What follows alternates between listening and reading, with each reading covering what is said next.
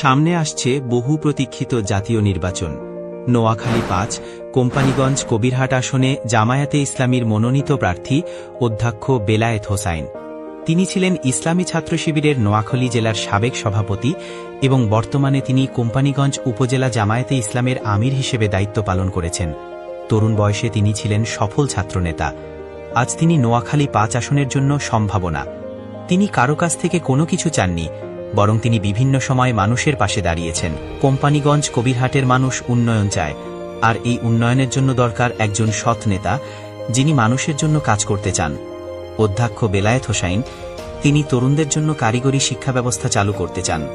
তিনি কৃষকদের পর্যাপ্ত সহায়তা করতে চান এবং নারীদের জন্য নিরাপদ কোম্পানীগঞ্জ কবিরহাট করতে চান।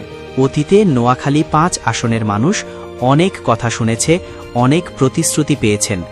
আগামী নির্বাচনে নোয়াখালী ৫ আসনের মানুষ নতুন করে ভাবতে চায় এবং তারা থাকতে চায় সৎ মানুষের পক্ষে, ইনসাফের পক্ষে।